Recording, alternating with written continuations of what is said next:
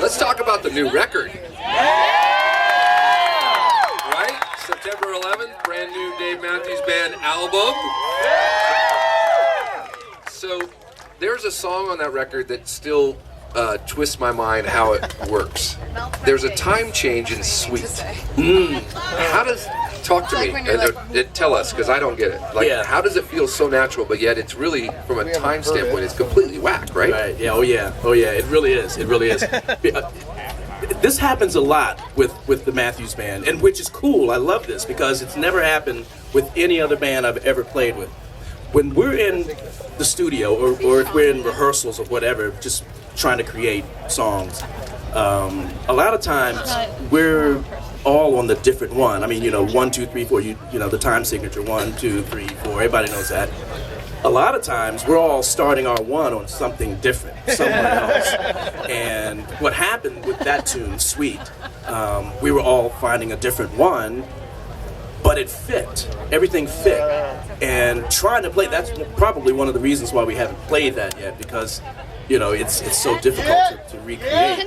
And we'll get it for sure, and it'll come out September 11th when it comes out. But yeah, it's a difficult tune to play, but it's one of those things where we just got together and it just all kind of just fell in, all the licks and the notes and everything just kind of fell in. It was a tune that was meant to be, actually. Okay, first of all, I have to say this. I'm flattered when people approach me and say, hey, you're the greatest drummer on earth. But it's hard for me to swallow that because there's so many other great drummers out there, and I don't believe that there's a greater person than someone else. I think everybody's on the same level. I think it's about the voice that you use and the message that you deliver is what's important to me. You can be the greatest anything, but if you're saying nothing, then it doesn't mean anything. So, to me, there's some great drummers, and you don't have to have a whole lot of flash to be great. A lot of drummers just play a perfect time 4/4 thing, and they just have a great feel on the drums, a really good feel. So it's just because the flash is happening and this person is not flashy doesn't mean that person is greater than that person. They're just speaking a different language. Yeah. Saying, Perspective is everything. There you go. Carter, in 20 years, what are you going to be doing? In 20 years, hopefully I'm going to be doing the same thing that I'm doing. I got a whole lot to say, and I just want to make sure I get it in before I'm gone.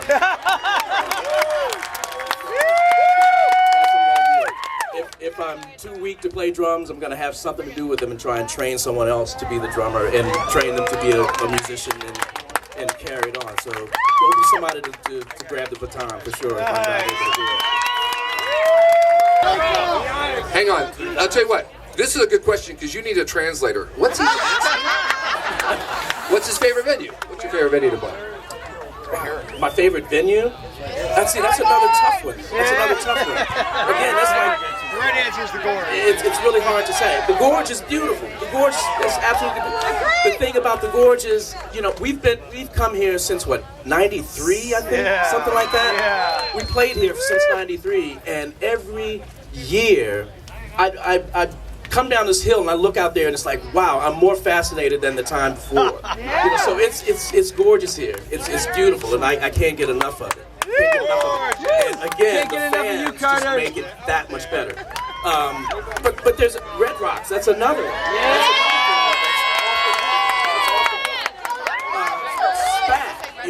Spac, yeah! Alpine Valley. Man, there's so many venues that just have their own voice, and they all speak loudly, man. I can't pick just one because that wouldn't be fair.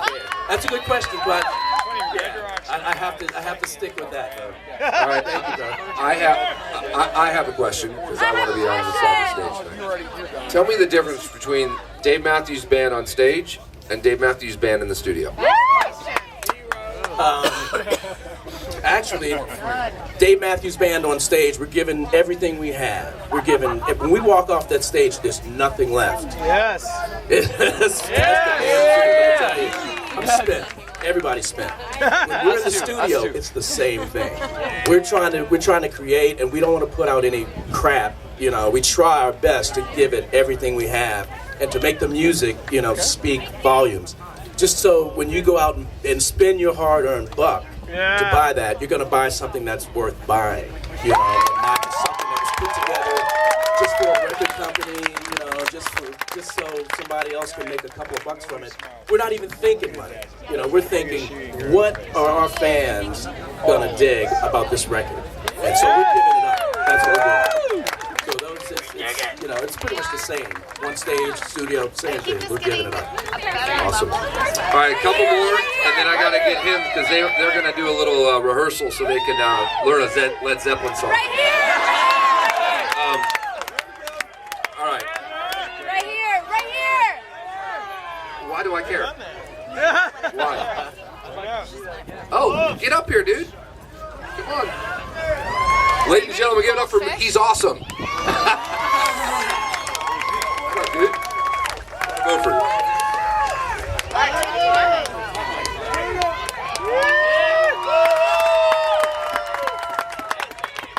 You enjoying yourself?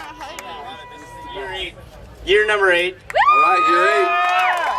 I want to know, I've been waiting for Steve Lillywhite to produce an album by you guys for years. Is this going to be the best one yet? Well, again, it's hard to answer that, but this particular record, we were in a totally different place, a totally different headspace with this record. Years ago, when we were all younger, we were crazy, we were nuts, we were doing all kind of stupid stuff, you know, including Steve, you know, but, excuse me, this record here, everybody's heads were in the right spot, cleared, ready to, you know, we had grown up, basically. We had grown up.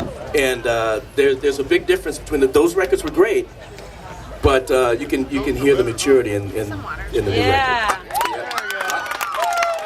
I'll tell you, I was fortunate enough to be in the studio frequently for all the records, I guess, yeah.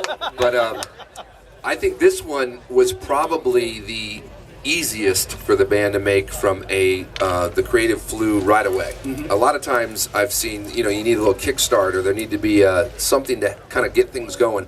You guys all kind of came in ready for game time. Right, absolutely. And again, we owe that to the maturity, you know, that we've grown up, you know, musically we've grown up as people, you know, as regular folks we've grown up, you know, we kind of figured out what it's all about. You know, it's not about just getting out there and just throwing some bull together, you know, it's about getting in there and making music. Right on. Awesome.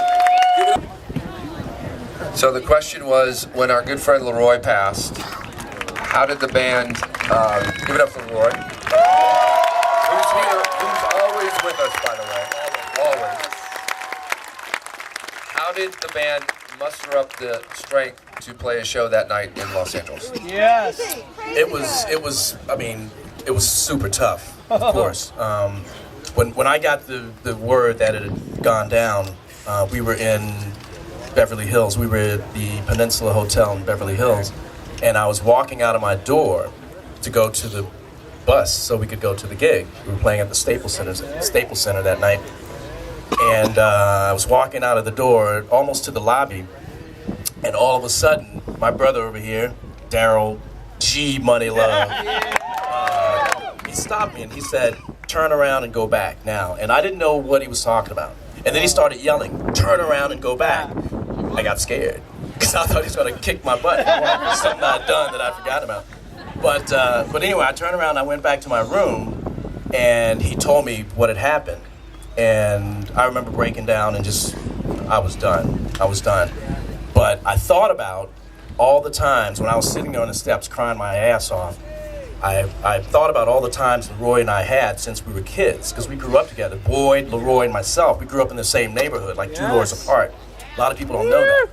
And we spent a lot of time together playing instruments, you know, in different instruments. Leroy started out playing the organ, actually. His mom and dad had an organ in their house, so he was an organ player for the longest time, and then he started playing sax. But I started remembering, you know, all those memories came back, and a smile came across my face, and I was like, damn, I'm not going out like this, and I'm not letting him go out like this, you know, by being, you know, brought down by him not being here, because still here. Believe me, he's still here. Means and all of us. He's still here. I remember this is one of those things that kind of threw me and it threw the rest of the guys as well. But a few nights later, or a week or so later, we he was buried, and the day he was buried, we went to Charlottesville to the funeral, and we flew back here because we were going to play here the next night. So we got here. When we started the gig, there was a dragonfly that came on stage. We have a picture of it. It's the most incredible thing I've ever seen in my life. But this dragonfly came on stage, and it landed on Leroy's mic because we still had his setup. His saxophones were on the stage. We had it set up as if he was going to be there that night. This dragonfly landed on this microphone and stayed there for most of the show. And then it came over to my riser, and it stayed on my riser for a portion of the show. And then it finished the night by landing on Dave's mic, and it stayed there for a lot of the show. And I think the second to the last tune, it had had enough of us, and it said, and it took off. But we have a picture of the dragonfly, and the dragonfly has these eyes that look like the sunshades that Leroy wore at the time. So nothing but good memories about Leroy. That's awesome.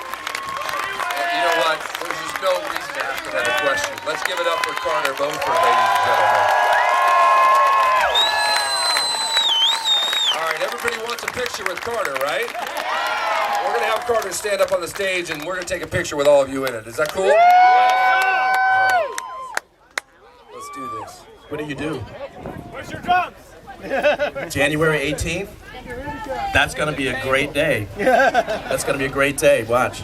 That's the next great musician coming out. Yeah. Oh, yeah. I would love to. Come on up. Come on up.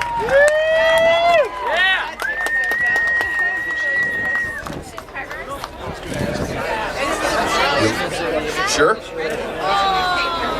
is good, but it is a good question.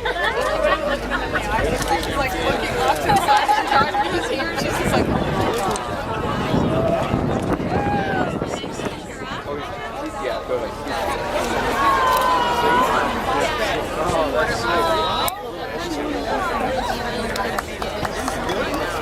Hey, we're having life-changing moments up here. Don't mind us.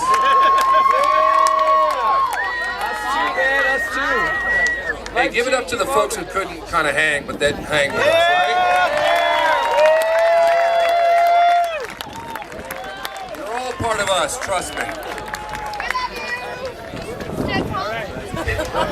How do you get in? Can a Twitter get you a drumstick?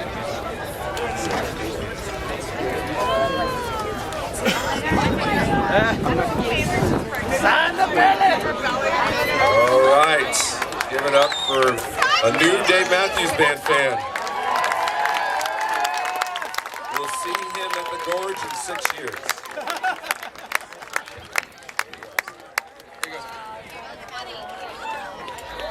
All right, let's get a photo. Let's get Carter back to the stage so he can rock you tonight.